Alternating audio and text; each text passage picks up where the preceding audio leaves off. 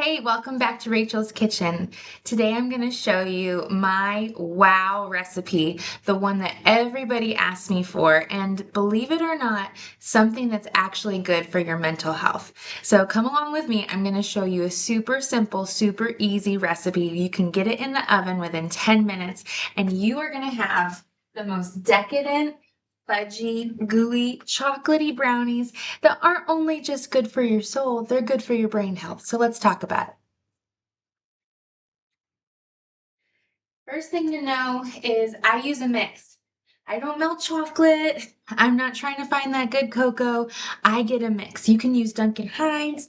I've got Betty Crocker here. But you know what my favorite one is? It's the brand from Aldi's. I think that they make the fudgiest, ooeyest, gooeyest brownies. So we shop at Aldi's as a family. We save so much money there. And I always get the brownie mix while we're there. So I want you to get 2 boxes of the brownie mix. And you're going to need a 13 by 9 pan. And so I don't want you to pay attention to these instructions in the back. That's why these are the best brownies. Don't do this. Get the box, that's it.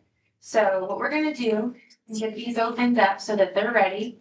Really important to have all of your ingredients ready beforehand because of the way that we mix these up. The only wet ingredients that we're going to add to this brownie mix are eggs, water, and oil.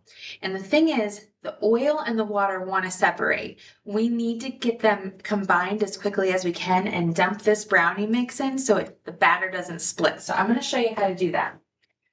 The first thing we're going to do is we're going to take 4 eggs.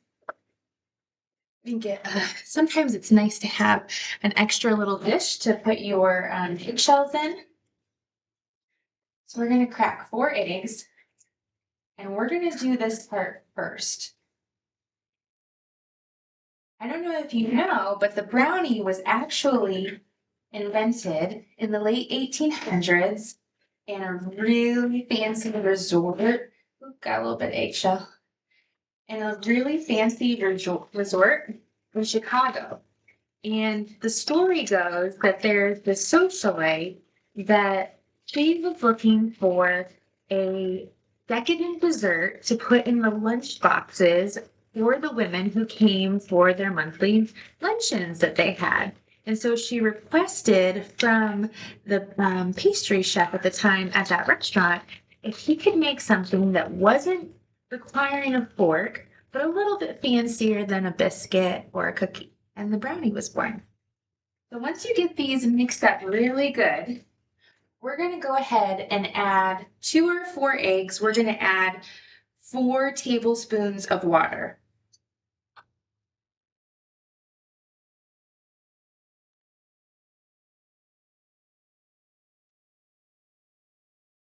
You know what? We're gonna do one more. We're gonna do 6. Again, you whisk those eggs up. We're gonna whisk right into that egg mixture. Okay, this comes the fast part. We're gonna pour this into our bowl. And then, and I know this is a lot, so just remember, these brownies are going to be delicious. Trust the process.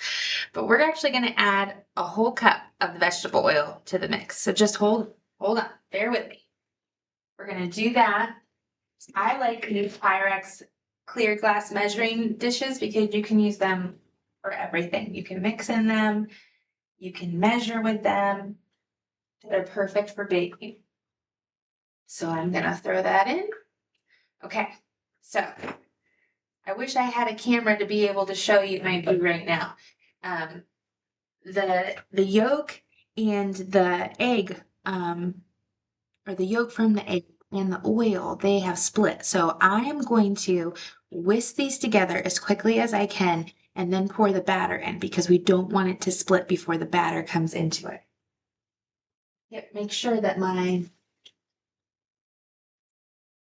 find my scissors. Okay, there. So we're gonna get the tops off of our mix. Then I'm gonna get my fork. I'm gonna whisk oil and the egg together. And so that it's all combined.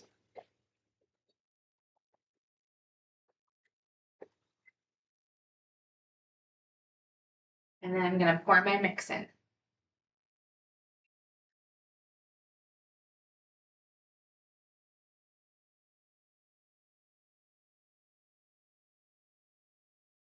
Okay. Woo, we made it. So I've got my mix here, and I know we have the tendency to stir like this, right? We want to get it combined as best we can, and we don't want there to be any lumps. Go against your intuition here, okay? We're just barely going to fold the ingredients together. This step is probably more important than even making sure you do the eggs and the water than the oil. You don't want to overmix it. See, what happens is the more that you mix flour, the more that it's activated and the more air you get into the batter. And when you do this, it completely changes the texture and the foundation, literally, of the molecules of what you're baking is very scientific. It's very cool, but things can go wrong very quickly if you don't do them in the right way. So we're barely going to mix this together, and I promise you there's going to be lumps, and it's okay. It's okay that there's lumps. Just trust the process. Trust me, I promise I won't lead you astray. Trust the process. So we're going to just fold this in very slow, very, very soft, very gentle. And this is also why I put the wet ingredients at the bottom of the bowl and then pour the dry ingredients on top, because it makes it a little bit easier to fold this in. So we're going to do this just until it's combined, just until that wet mixture is fully combined with the dry mixture. You know, one of the things, and I don't know, maybe you've heard about this, but chocolate actually does something to our brain. Like, it touches base with these serotonin precursors so that we get that rush of oxytocin when we take a bite of some good chocolate. And I think that, the smell also, it really, our senses kind of come alive. We smell a warm brownie and then we take that bite. And there's just some psychological and nutritional studies. I'm not pulling your leg here. There's been these studies that have shown that eating something like chocolate actually helps your mental health. And I'm not going to gatekeep this brownie recipe, because I tell all my friends this is my biggest, most requested thing to bring to functions. Everywhere I go, I bring these brownies. People ask for the recipe, and I tell them every single time it is so easy, so easy. Now, when this is done, it's going to look like it was made in a bakery, really fancy. It's not. And I don't want to gatekeep. I want to tell everybody about this because it's good for your brain health as well as your heart health, as well as your soul health. So we're going to get our 13 by 9 pan, and I'm going to do another bad thing. I'm sure the crunchy people are going to be after me, but I'm old school, and I grease my pan with Crisco. So I get a little plastic bag and I use it kind of like a glove. And I'm just going to grab a little bit, be like that much, Crisco, and I'm going to grease my pan. So the other thing I'll tell you is that, we're around the holiday time, and this is a great gift for a cookie exchange. It's really easy to make and it comes together really fast. And you can cut the brownies into bite-sized little pieces and put them in maybe a fancy Christmas muffin tin and put them in a box and have a great gift to give around the holidays. And it's actually kind of funny that there's science that also proves making something and giving it also, I mean, it just affects so many different parts of our brain, compassion and empathy, and just the when you receive a gift that someone made, how special you feel that they made that for you. So, what better than a warm brownie? So, once we get our pan greased like that, doesn't have to be perfect, I'm gonna go ahead and slowly pour our batter into our baking dish. And again, you're gonna see lumps. That's okay. Don't worry about it. I promise you, it's so worth it. See the lumps?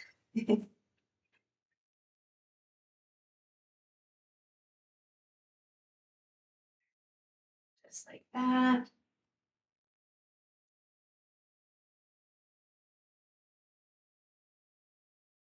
Now, I don't make sure that I scrape the bowl clean.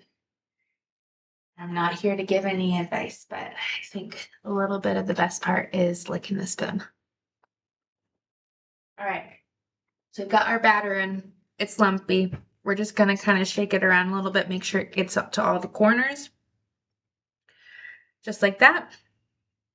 And then we're gonna put it in a 350-degree oven for 45 minutes. Now, everybody's oven runs different temperatures. Mine tends to run hot.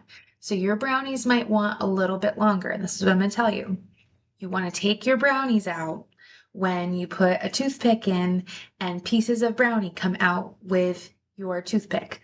So it's not batter, it's not liquid, but it's very soft. You wanna bring them out a little bit early. I promise you, it adds to the thickness of the brownie, the fudginess of the brownie. You don't want to overbake your brownies, especially not when you're greasing your pan with Crisco, because they're gonna. I'm gonna pop these in the oven. I'm gonna set the timer.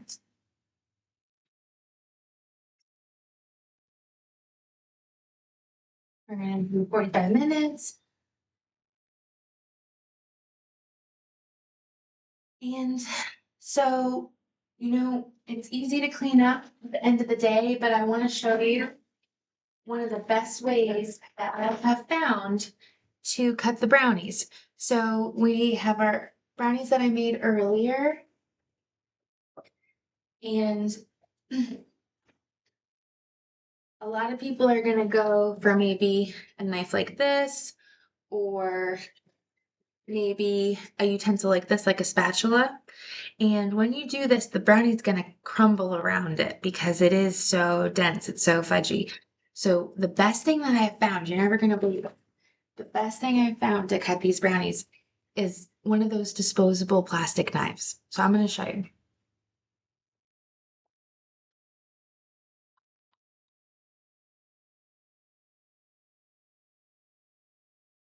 Are you a middle piece person or are you an edge piece person? I am a middle.